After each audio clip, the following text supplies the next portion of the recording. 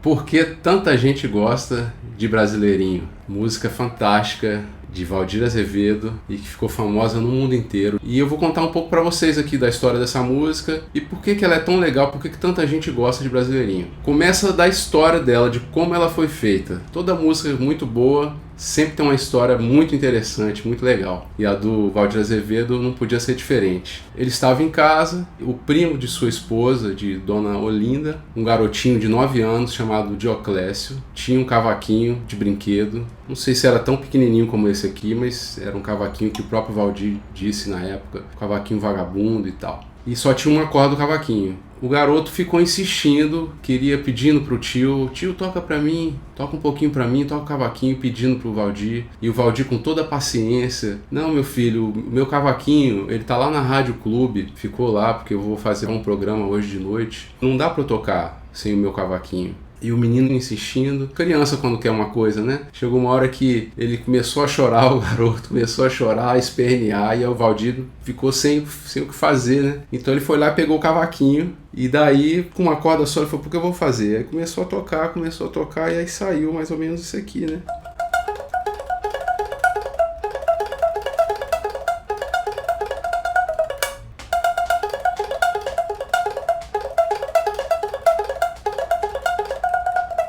E aí o menino ficou muito alegre e ele ficou.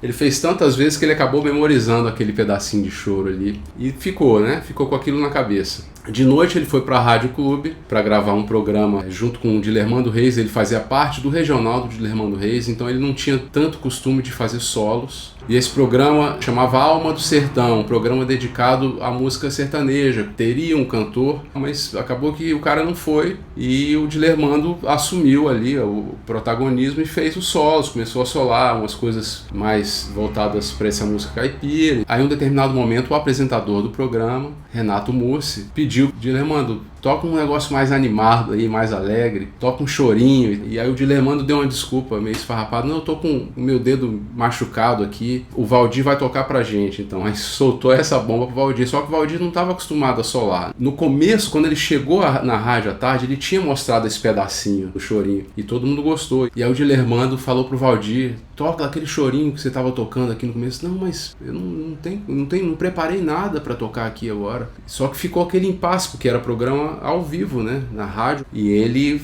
disse que o Dilermando falou pro Valdir, se você não tocar, você vai ser despedido.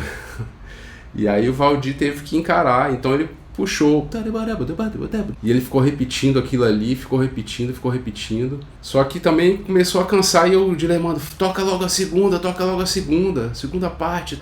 Mas não tinha uma segunda parte. Aí o Valdir, extraordinariamente, teve uma inspiração e tocou a segunda parte direto. E ele foi tocando e as pessoas adoraram, foi uma comoção, porque ele criou ali a segunda parte na hora e a plateia foi loucura, foi um aplauso gigantesco. O Dilermando depois foi elogiar ele e, poxa, seu choro é muito bonito tudo. Ele falou, mas eu não fiz esse choro, eu fiz a segunda parte agora aqui. Então, ainda bem que aquele dia o programa foi gravado em acetato, porque nessa época era tudo ao vivo, né? Então eles gravaram esse programa em acetato, o que fez com que o Valdir conseguisse lembrar depois da música. E aí fez uma gravação em 1949 pela Continental, que estourou. Ele ganhou muito dinheiro, vendeu muito disco e se tornou um sucesso mundial. Agora, por que essa música, além de ter essa história maravilhosa, por que tanta gente gosta? Eu acho que tem alguns motivos. Primeiro que é uma música muito alegre, a melodia saltitante. Vou tocar no bandolim. No bandolim é em outro tom, né?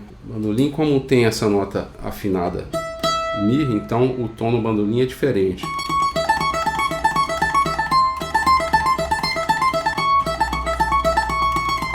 É diferente do cavaquinho, né? Mas parte desse mesmo princípio de usar a corda solta, que acho que é um dos baratos também dessa música, né? Porque ela, pro instrumento de corda, principalmente, tem essa facilidade e é um misto de música difícil, de música fácil, porque ela não tem escalas mirabolantes, não tem nada de super dificuldade, aquelas frases difíceis.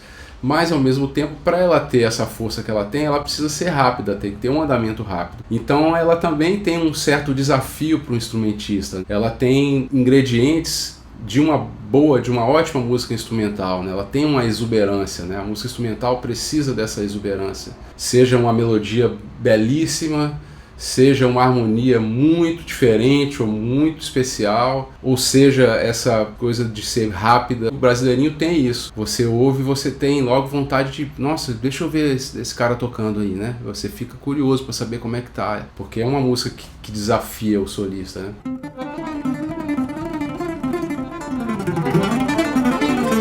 É uma música também que tem um negócio que eu acho interessante, porque ela ao mesmo tempo que ela é maior, ela é menor. Já no começo ela tem essa parada.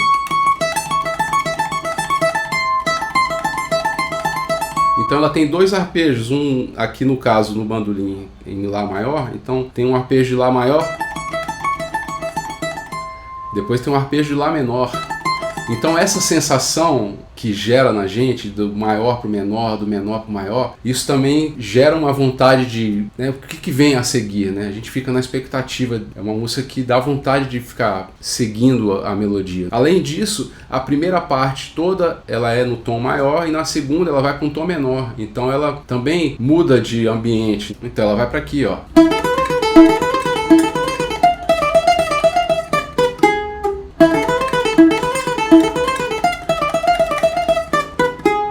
Vai para um lugar parecido em termos de motivo melódico, mas com a tonalidade que você já... Mas para onde que ela foi, né? E o ritmo continua, a alegria do ritmo continua. Além disso, além da alegria, ela é uma música que tem uma simplicidade, porque se você for analisar em termos musicais, em termos de harmonia, ela tem uma simplicidade comovente. Lá menor, Lá maior, né? Ou Sol maior, Sol menor. Eu estou no bandolim, então é... Isso é muito simples. Só que a mudança do maior para o menor dá essa sensação diferente. E outra coisa que eu acho que também que gera um interesse pela melodia é a presença de cromatismos, né? Ela sempre, tanto na primeira como na segunda parte, ela tem momentos de cromatismo, né? Essa daqui, né? Depois aqui também. Isso é uma coisa que ativa algo no cérebro da gente, de movimento, parece que gera uma certa adrenalina na gente também, quando a gente ouve essa música. Parece que joga um pouco de endorfina também, quando a gente escuta, né, essa coisa do cromatismo. Acho que também tem duas coisas interessantes. Na segunda parte, ela tem duas convenções que, na verdade, são da própria melodia, que é também um cromatismo, né, aquela parte que é...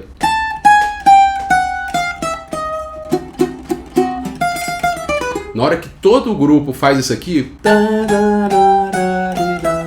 isso também dá uma sensação de mudança, de movimento. Depois no final da segunda parte, que é o...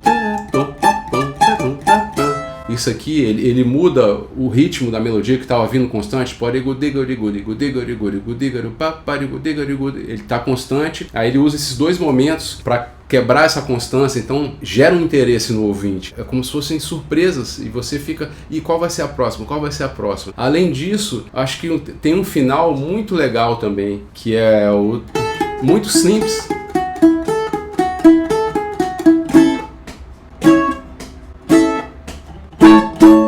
Dá também essa mesma sensação de interesse, sabe? Você fica com interesse por aquilo que está tocando ali, porque tem o desafio de saber também se o instrumentista vai conseguir tocar aquilo que ele está tocando, e é bonito, né? É uma coisa bonita porque é bonita, também tem coisa que às vezes a gente não consegue nem explicar. Então acho que é uma música que tem vários elementos, claro que tudo em cima da simplicidade. Imagina o cara pegar um instrumento com uma corda só e criar uma música, vem do simples, mas é um simples que é tão profundo, que é tão especial. E assim, duas coisas que eu acho que ajudaram muito também para a popularidade da música.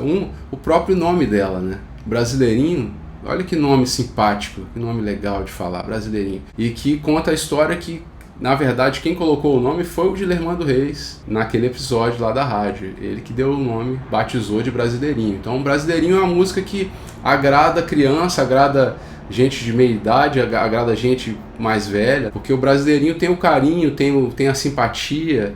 Todo mundo gosta de falar um pouco certas coisas no diminutivo, gerar essa sensação de carinho, e esse nome traz isso pra gente, né? E acho que uma outra parada que fez essa música ficar popular foi ela ter uma letra. Pereira da Costa botou uma letra. Pereira da Costa é o mesmo compositor daquela música Teco, teco, teco, teco, teco na bola de gude. Teco Teco foi gravada por Ademil de Fonseca, foi um sucesso também. Tempos depois a Baby do Brasil, Baby Consuelo na época, gravou também o Brasileirinho, que também explodiu. Então acho que a letra também ajudou a popularizar essa música Brasileirinho. E uma outra parada, eu tive a alegria de conviver com o Pernambuco do Pandeiro. O Pernambuco do Pandeiro foi um grande ritmista, grande percussionista brasileiro. Foi o cara que abraçou o Hermeto, que acolheu o Hermeto no regional dele. Eles gravaram um disco chamado Batucando no Morro, né, onde o Hermeto toca acordeon. Inclusive eu tive a alegria de tocar com os dois depois de anos. Em Brasília fiz um show com o Hermeto, com o quinteto, e Pernambuco estava em Brasília e deu uma canja.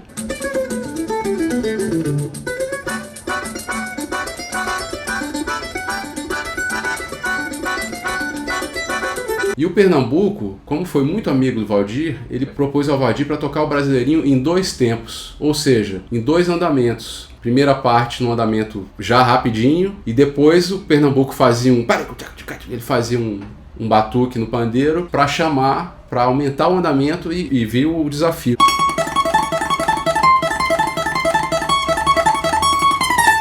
E isso acho que também ajudou muito a popularizar, porque quem não gosta de ver um momento assim de desafio, de adrenalina? Então acho que por tudo isso, o Brasileirinho se tornou esse clássico. Foi gravada por Yo-Yo Ma, foi gravada por Paquito de Rivera, foi gravada por Armandinho Macedo, Pepeu Gomes, Henrique Cases, Alessandro Penese, Wagner Tiso.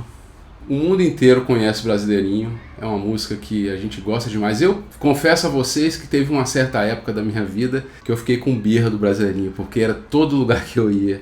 Toca Brasileirinha, me toca Brasileirinha, me toca. Eu toquei tanto Brasileirinho que eu, em determinado momento da minha vida, eu parei. Porque vocês imaginam, eu comecei a tocar, aprendi Brasileirinho, devia ter meus 6, 7 anos. Toquei 10, 15 anos de Brasileirinho. Quantas vezes eu não toquei Brasileirinho na minha vida? Então chegou um momento que eu dei uma cansada, né? Mas depois eu voltei, ouvi a gravação original, falei, nossa, mas que música, eu não posso nunca parar de tocar essa música. Então fiquei feliz de regravar no trabalho Canto da Praia com o Mestrinho. A gente gravou essa música Brasileirinho do nosso jeito também, fizemos uma improvisação.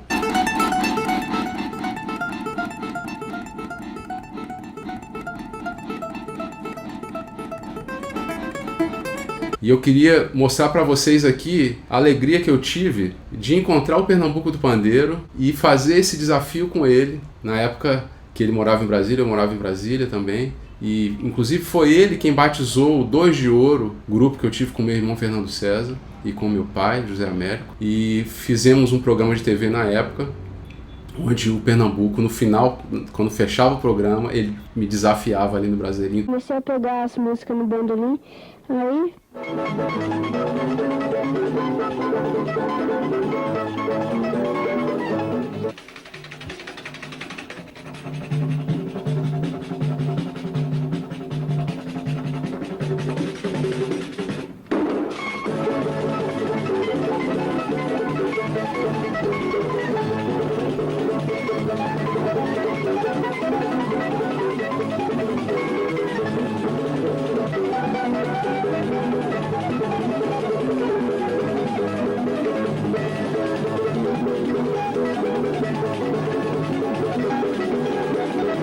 E é isso, galera. Espero que vocês tenham gostado. Se vocês têm outras músicas que vocês querem que eu fale porque tanta gente gosta, escreve aqui nos comentários. Se inscreve no canal, dá um like. Aqui embaixo na descrição do vídeo tem todos os meus canais. Vocês podem entrar no Telegram que tem dica de improvisação direto. Cheguem mais!